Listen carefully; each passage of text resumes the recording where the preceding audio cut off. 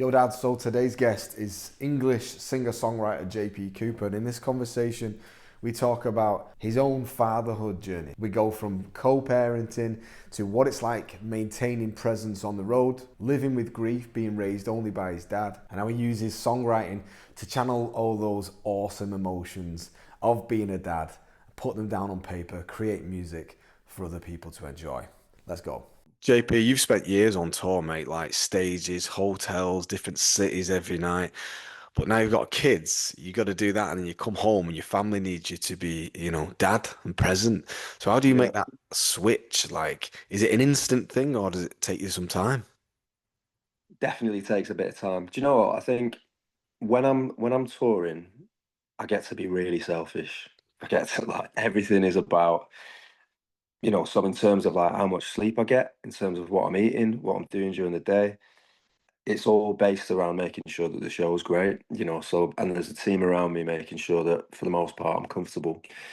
And if you're away for a little while, you get into this, it's almost like being I don't know, being having no responsibilities again other than the work.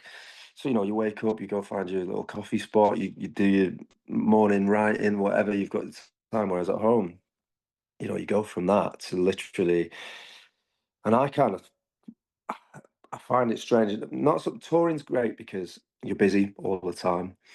But if I'm away on like a writing trip or something like that, and there's gaps, I'm not very good. I start getting in my head and in my thoughts about things because I'm so used to just, pretty much from the moment you usually wake up. Once the kids are up, that's it. You're in demand all day, non-stop, and you're trying to squeeze in the work around it. So it is tricky to sort of settle back into that, and just to have that patience and to come back down to that place where actually, I mean, in a way, you're kind of a servant, really. Um, from it's very much in that world. I mean, in music, you're a servant as well, but it's very, very different. We set things up to get the best out of ourselves, whereas we're trying to set things up to get the best out of the kids. Um, so it really takes a while. I mean, not these are two very, very, very different roles. Let me just put that out there. I've got a few mates who are like ex-military, and they said the same thing. They'd be away doing the thing, and for them to come back when they're in these, this is the completely other end of the spectrum. But there might be some men who are part of your group who are, who are, and they go away on these jobs, and it's really high pressure, really, really intense, and then they come back and like the kids are asking for little things, and it's hard not to lose your rag because with them, they're like, this is some tiny little situation that I'm dealing with, and I've just been dealing with these massive situations here. So there are a lot of areas of work I think that people struggle to step over that line into the front of the house. It's funny actually, the road that we live on, it's um it's a private road. It's not a fancy private road. It's a private road and it's full of potholes. So I have to slow down the car for the drive up the road. And even just that moment is just that little reminder to just take a deep breath. It's like, all right, we're home now. It's funny because all the neighbours have been talking about filling in these potholes and getting the road redone. And I'm like, actually, it's quite nice for me to take that minute. And, I'm sure it's much better for everyone. But it's always been nice to have that minute to be like, okay, just remind yourself, like, Well, we have what we call a driveway reset because the community is full of tools. We're not just like all holding each other's hands. We've got like actionable tools that help dads all the time. So we have one called the mm, driveway reset, and it's what you're discussing there without the potholes. So right. basically, you get home, you sit on the drive, and you have just a bit of a reset. You go from selfish mode to servant mode, as you've just said. Yeah. And your pothole one is great, mate. Yeah. So I hope they keep them. I hope your car can last through that No, as well. they're getting the road redone, I think, next month. So, Yeah. there was so much drama on the street. People wanted it, people didn't want it. But anyway, no, but I think that's definitely just because we moved here about 4 years ago, and my 5-year-old obviously was just one then. But straight away, I was like, I kind of like this. Just give you a minute. And I think this is it. We do it in a lot of things. I do it going to the studio. You just dive straight in. You don't take a minute to kind of transition. It's the same both ways. And I've noticed that if I just come in and I bring all of that with me, because this is the problem. I'm a self-starter. When it comes to work, it's not like, oh, I turn up and do the 9 to 5. It's like I've constantly got work on my mind. I'm obsessed. And it's probably an unhealthy obsession in the kind of work that I'm doing. Like I go to bed thinking about music. I wake up thinking about music, thinking how I can be better, how I can connect with people, what I'm meant to be doing. And it's really hard to separate that time, and you don't get the work done as well anyway. If you trying to half be a dad and half do this whilst you're at home. Um, so yeah, it's a tricky one, but I'm far from perfect. I could write a book on how not to do it, but I couldn't write a book on how to do it. You know what I mean? I'm Yeah. still figuring it out. That's why It, people doing what you're doing. I think it's really important because just sharing information, sharing like what works for you. And it might not work for everyone, but I think it's really lifts people up. yeah, well, a lot of the tools that I end up coming up with come from the chats. I call it, or they call it, a scaffolding community. It's basically where all the men inside it are holding each other up. So I'm Mm, learning from them just as much as they learn from me, and it's a little bit like how we learn from our kids just as much as they learn from us. yeah, So we are all lifting absolutely. each other up at the same time. Mate, so touching on music, as you said there, some of your lyrics touch on things like love, loss, building legacies, and these things hit differently before and after having kids. They mean Mm. different things. So did becoming a dad change how you write, or was it writing songs pre-fatherhood that almost like prepared you for it? I wasn't prepared for fatherhood at all. My oldest son, I mean, I was very immature, like to be honest, and I didn't realize that until I found out I was going to be a dad. So when my girlfriend back then, I was 27, so I should be a grown, fully functioning man. But looking back, I wasn't. Everything again similar to now, but just in a very different way. Everything was focused on music. Music was the answer to all my problems. I was working in bars, trying to get my little music thing off the ground. People liked it, and more people were coming to my shows, but I was still, there was no like open door to run through at that point. And when I found out I was going to be a dad, I just thought that's it. I've got to stop my career because that was, my dad. So I was raised by just my dad because my mum died when I was really young. So for me, dad is like someone who's there all the time, like, and even that, to the detriment of finances and all of that stuff. It was like, well, I've got to look after the kids, so I can't, I mean, he had five of us. So for me, that was what dad was. So I just thought, I can't chase this music thing and be a dad at the same time. And at the time, I'd met my manager, who I'm still with now, about a year before that, and we'd started working. And I went to them and said, listen, this is going to happen. And they were like, what are you talking about? Like, loads of people make this work. And it's definitely been a struggle. But anyway, the so for me, it was all of a sudden, it changed how I managed my time. Because all of a sudden you realize how much time you wasted. When you have kids, you realize how precious time is. But it really pushed me into like working to try and better the situation because me and boy's mum, we were both just bar flies. We worked in bars, we drank in bars, and I didn't really know how to provide for anyone. I was scraping by myself. So then naturally the focus went into work, and I wanted to create something that he could look at and go, do you know what, my dad fought for something and he believed in it, and he made things happen. Um, but then obviously when I finally did sign a record deal, all of a sudden there's all of this other stuff expected of me, and there's people investing in me, and I need to be there as well. So that was, songs like Closer came out of that experience because I, and also me and his mum separated, so there was this whole thing of being away at work, not being able to put your kids to bed or wake up with them in the morning, and just navigating that, and this fear of when kids are younger, you don't really know how they're going to perceive that, and hoping that when they're older they'll understand. So I think just the journey of I think it's a journey of learning myself. I think music's always been something that I've used to figure out, if people write journals and things like that, I guess it's one when it's in your head, it can bounce off the walls of your mind a little bit, whereas when it's on the page, it seems to make a bit more sense. Or maybe it's like speaking. If you speak to someone, once it's out of, you can spitball ideas and bounce things around. It actually makes a bit more sense to you. So writing's always been that for me. Um, so yeah, it's just been a great outlet. I've learned a lot from it. Still learning from it. You know, Still learning more. Every kid, you learn something new about yourself. You learn that still got a lot of growth to do, new challenges. So I might have got off topic a bit there, but it's definitely they've gone hand in hand, and hopefully when the kids grow up, they won't say that it's been a detriment. Yeah, that's good, man. No, some people pray for guidance, some people have a mentor, or they pay for a therapist. And it sounds like music and being able to write songs just like Closer, which I love that song, mate, because I had a kid around the same time as you, so it kind of hit me at the Mm, right time. Sounds like that's yeah, been a really good therapy and processing things for you, mate. It's a really good outlet. 100%. I think it's funny because I mean this is more of a music conversation, but when music became a job, it stopped being the therapy for a long time, and it actually ended up being the thing that I needed therapy for, Mm.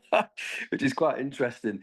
But now I'm kind of at a point where it's almost come full circle, and I'm back in that place where it's as much as it is a job, I've managed to separate the business and the process, which is great. Yeah.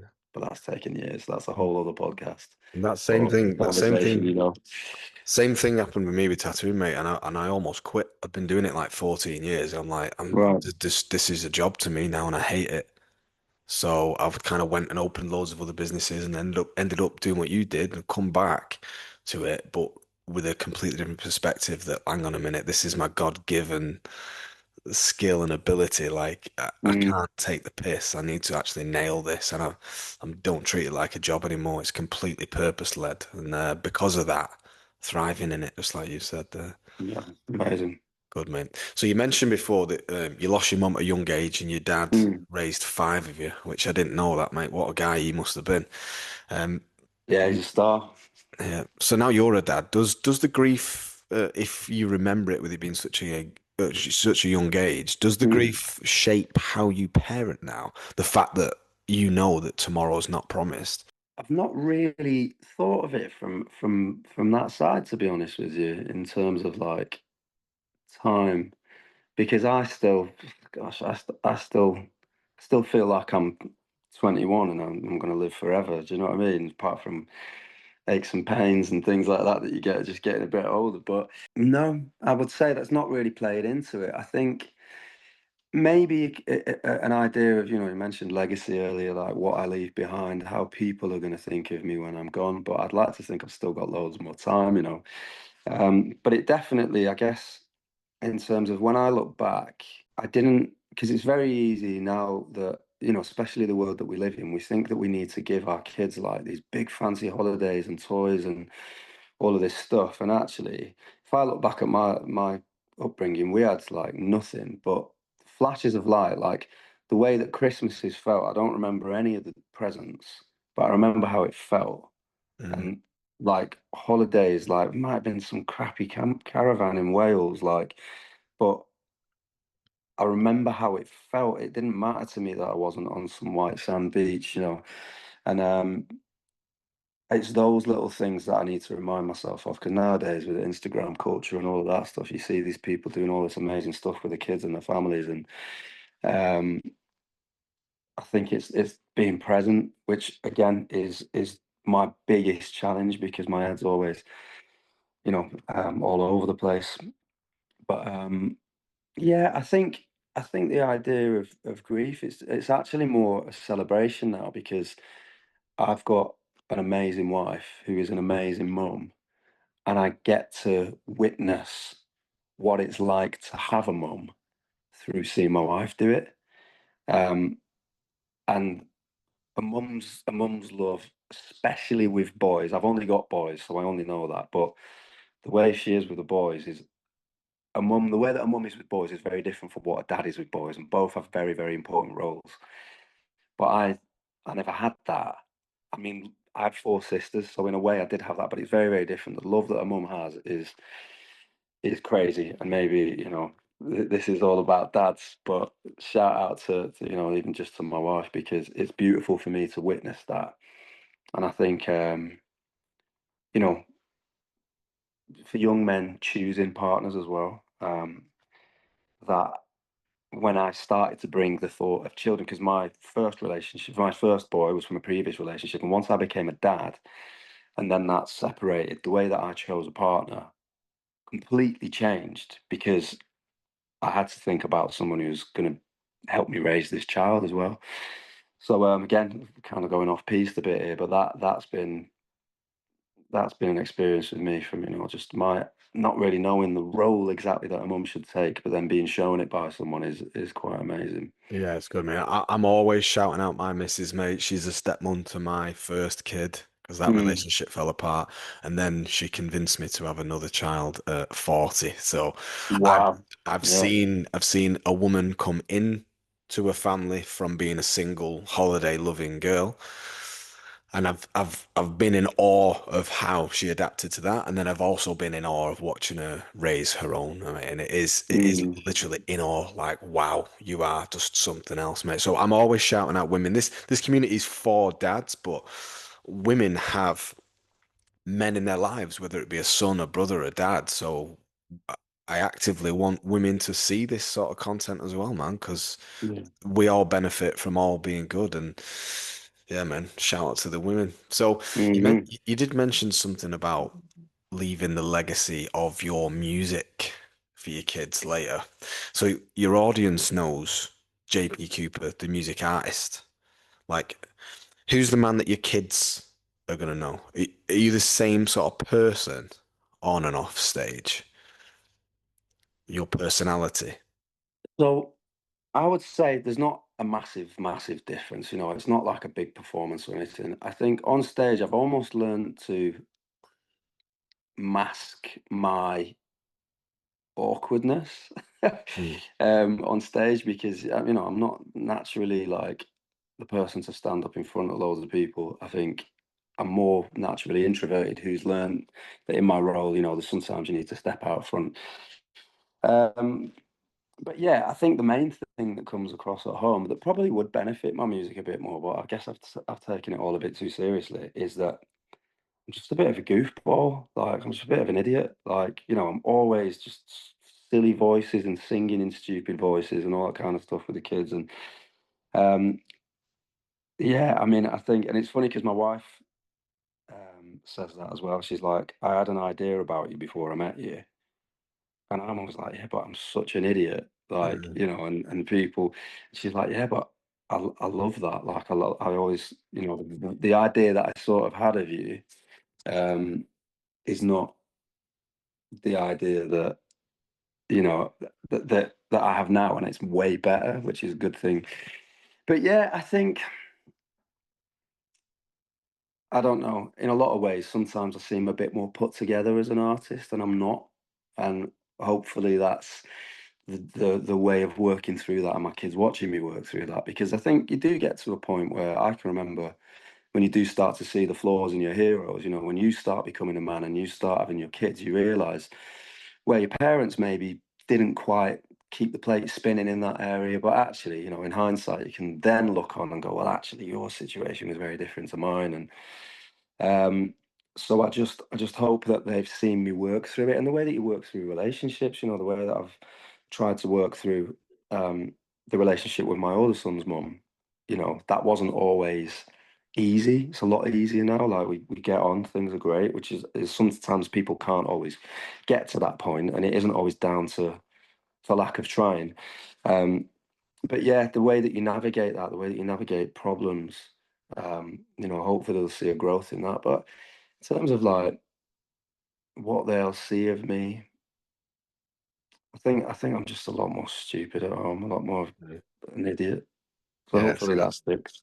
that Yeah. would be a risky thing to pull the goofball into the music if people have had a different perception of you. But you know what, mate? You're an individual, personal brand artist. Who's to say that's wrong? Like nobody. That's it. I mean, I think the majority of people who like are close to me know that I don't less so. The older I get, the less I'm like that around my mates and stuff. But at school, I was just an idiot, Mm. and I was just more of a joker than anything else. Whereas I think the musical side, because I've written from quite a poetic place, it didn't really seem to add up.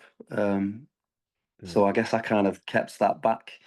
But I don't know. The older you get, the less you start giving a crap, don't you? So we'll Yeah, yeah. see. Of course, we'll see where it goes. I've got a personal brand, and if my son was to look back, I'd say even beyond maybe 6 months ago, if I was to disappear today and that was his lesson on me, he wouldn't know me for who I am because it was a lot of trying to get views, trying to get clients, trying to get this as a Mm, personal brand. But only now in the last couple of months have I been really authentic. And I tell you what's incredible, mate, is that that is what really connects with people.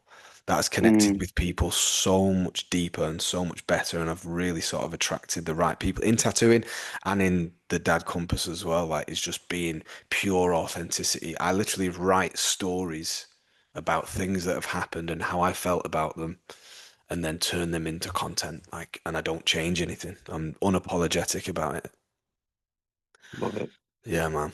So, you said then about, other people, your dad and spinning the plates and other people having different perspectives and stuff. Have you heard of the word sonder? Yes, do you know what? Is that different people's stories? Let me just get this book. It's from this book. Dermot Everyone's Kennedy's got a got story or something like that, right? I tattooed it on a guy, and then he ended up showing me this book. It's called the Book of Obscure Sorrows. It's Right, basically okay. things that happen day to day that don't have a word for them. They're saying that the English language is not evolved. So there's words in there for things that we all encounter as humans day to day. That would Mm, be great for you to read, mate, like to draw inspiration from. So Sonder is, 100%, mate. Send me the name of that book, or just send me a picture of it yeah, after this. of course. Well, Dermot Kennedy called one of his albums Sonder, so that must have come from this because Mm, so basically, the word sonder is an understanding that each passerby in the street has got a set of circumstances as vivid and complex as your own. And when you really sort of capture the essence of that, you're just reminded to just be kinder to people throughout the day mm. because whether it be in traffic or whether it be someone in a supermarket or someone you love, who you know intimately, they have got a unique set of circumstances, and you're just like a passerby in their story as well. And it's a great word. That's amazing. Yeah. No, someone. It's funny actually because there's a song on my album called "The Greatest Story Never Told," and that was going to be the title for the album for a while. Um, and it was basically all of the album, the stuff around it was going to be about the stories behind each individual person that was a part of the record. We actually, we actually, so the album was supposed to be out a couple of years ago, or at least over a year ago. And about 2 months before release, we realized that there's actually a documentary that's a pro Hitler documentary with the same name as that. Oh, The Greatest Story Never Told. And I was like, I can't align with that, even though it's like it's completely different. So I was looking for different titles, and I was actually looking for different words that kind of said the same thing, and Sonnender kind of came up. So that was where I learned about it. But then obviously Dermot, I didn't actually realise that he had that name, so it's a good job I didn't call it that. But yeah, we won't be something completely different. But it is a that's a wicked tattoo that. yeah. So he was a young Yeah. lad as well, mate. I was really surprised. He was only 19. And he, Wow. he had the sort of the definition that comes out of this. There's even a word in there for the feeling you get when you look out of an aeroplane window and you're in the mountains of some country that you're not even Mm, sure of, and you see a little village and you think, "Oh, I wonder where that is that I'm never gonna visit." There's like a word for wow. that. It's great, man. That's sick. Yeah, I'm Send definitely you going to the have a link. look at that. Yeah, I'll send you the link, Mm. mate. So that's the end of those conversation starters. I guess I'll let you get on with your day, mate. That was Yeah, mate. One brilliant. last thing to add in the praise of my dad. Um, so so obviously my dad, he throughout all of our lives, he never like re-met anyone while we were young or anything like that. Like he's got a sort of companion now who they're both very into their faith and all of that stuff. But all of our lives he never met another woman. We never really knew him to be out dating or doing anything like that. But my dad doesn't want for anything. Like he's never been one for fancy cars. He's never been one for fancy clothes. He hardly ever buys anything for himself. He, I did a little post about it about a year ago. So my dad, when he comes around to our house, all he wants is a job. Give him a job to do something. Where can I help? What can I do? Do you need something fixing? Can I do the garden? We came down the other week because sort of spring cleanup. There's loads of trees where we are, so the garden gets full of leaves. And he came down and he's like, he loves it. He loves being outside. What most of the time what he does, he goes down to the local church and he cleans up the gardens there. They've got like quite a green area that where he lives in Manchester. And basically this one time he'd been down and we've got these little plant pots outside the front of the house. And a little while after he'd been there, I noticed these green shoots coming out of the plant pots. And I didn't put them there. And my dad had planted these bulbs in my plant pots in my garden without saying anything about it. Now, at the time, you don't see anything, but even as a metaphor, it's a living metaphor and a lesson still to me that he's willing to plant seeds in somebody else's garden so that I can enjoy them when they grow. And I guess it's great. It's like a parable, you know. He's literally continues to teach me, even though I'm a grown man with my own kids now, the importance of that. And I think that's the kind of man he is, and I guess that's a pretty good place to leave it, really. That's perfect, mate. There is actually, I think, a parable which is similar, but I actually prefer yours because it's a bit more British, gardening and bulbs. Yeah, But yeah, it is the greatest dads plant seeds for which the shade of those trees they will never enjoy. yeah, yeah. It's beautiful. Yeah, man. That's Yeah, awesome. He sounds like a good man. I mean, that is a star. good men like that don't seek gratitude, rewards. It can be a very lonely walk. Nobody's clapping, but it's purpose, isn't it? Mm, The moment the child is born, you see it, you hold it, like it all changes, and then that's it. You are planting them seeds for which the shade mm, you will not enjoy. yeah. That's awesome, mate. Just one more thing there. You noticed you said about your dad having faith. I'm not sure if you have, but has faith played a big part in your life and fatherhood? Yeah, for sure. I mean, after when I was a kid, after my mum died, I mean, mum and dad were always went to church and things like that. But my dad kind of really his faith, and he was a painter as well, so his faith and his artwork were his therapy. And the church played a massive part in us. You know, a lot of charity and help came from the church. Um, as an adult, I've been sort of in and out of levels of practicing, like, you know, especially as a teenager, you know, I kind of went away from it. And then whereas now it's yeah, it's something that I guess what I'm because I was raised Catholic and it was very much like you turn up, you do this, you sit up, you stand, you know, you sit down, you stand up, you go to confession, you do all of these things. And I think one thing that I've always kind of missed from that is my own sort of personal relationship with God. And you know, you hear all of these other people from these different denominations, like, you know, really learning about discernment and really learning about hearing His voice, and I think that's something I'm really trying to learn and work on at the minute. I find sometimes I struggle with the church now and again. I don't know what it is, like, especially nowadays, like with kids as well. Like, so I've tried to take the kids down, and they're sort of running around everywhere, and I don't want to be telling them, "Oh, you got to sit down, you got to do this." It's fun. I'm still trying to find that best way to kind of to to teach that, to pass on those messages to my kids without being overbearing. But in terms of my own relationship, I've always had faith. I've always believed that, you know, what's written. Um, I think it's just I go through. I've never been one to, although there is a lot of faith content in the way that I write my songs. I've never been one to kind of like wear it massively on my sleeve because I don't like to do things by halves. So if I'm going out saying I'm this and I'm that, I need to be walking like that. But maybe that is my problem, is that actually none of us can really fully walk. Mm. Well, It, you know, we're all broken. I it's think yeah. I'm that's why like Jesus was I'm sent, right? terrible. Yeah, so this is it, you know. So I think that's one thing that I'm kind of learning is there's a lot of, especially, you know, I've been to a lot of different types of churches. I was in a Pentecostal church for a little while, and there's definitely a lot of people who always like to give off this air of like, I'm a great man in faith and I'm holier than thou. And I actually think admitting that you're crap Mhm. is actually really important, because there's young lads who are struggling with things, and when it comes to faith, that never get spoken about. And yeah, I mean, I'm just terrible at it, but I guess that's grace, isn't it? That's that. Yeah, But it definitely helps. I mean, there's reading now. There's a lot more that I'm just learning about.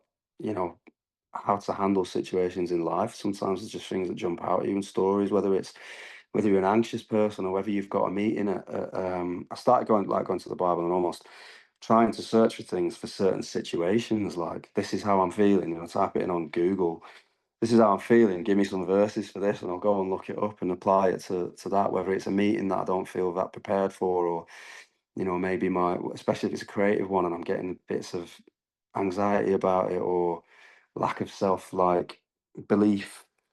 There's always things in there, that lift you up, and it's almost like I'm finding places where I'm struggling and trying to go to it and seek something that is going to help me get through that now, rather than just reading it for the sake of reading it. So I'm still growing, still far from yeah. perfect. Always I, will be. I think. I think whenever I've struggled with stuff in the past and I've sought content to help, I've always been pointed towards a religious one. It's always the religious one that's helped more than anything.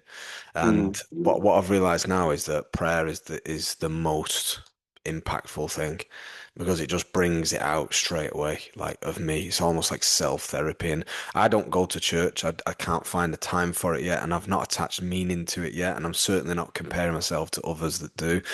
But I just know that God's with me through, like, hand on my shoulder, and you through whatever you're doing. If you are going in an anxious meeting, he's there. If you're having a Mm. great day with the kids out in the sunshine, mate, he's there smiling. He's just Mm. there with you all the time. And I don't think there needs to be anything 100%. beyond that. Well, that changed with becoming a dad as well, because a long time ago, I stopped asking for things in my prayers. I just gave thanks. Mm. And when I became a dad, I was like, I should start asking for more, mate, because I know if my kids ask me for something, if it's good for them, I'm going to do everything I can to get that for them. Do you know what I mean? And Yeah. it changed things as well, man. And I'll also, it take a lot for me to really not welcome my kids home or anything like that, no matter what they've done. yeah. So even for the things that I think that I might have done that, you know, sometimes I don't say my prayers because I might have done something where I just feel guilty for it. And I'm like, no, that's stupid, man. Go and sit down, talk to him about it. Yeah. When you I've learned that when you feel like pushing him away in that moment there is actually when you need to pull him closer. Hmm.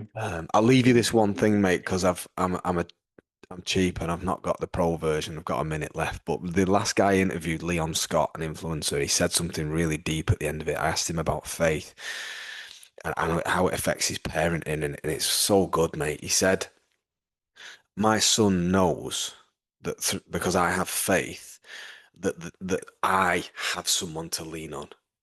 Yeah, that I am not the best at everything. I'm not the top. That sometimes dad also needs to ask for help.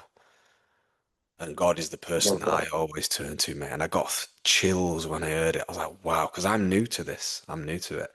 And I've Mm, always been, my dad was an alcoholic and all this sort of stuff. I never had anyone to turn to from being like 15.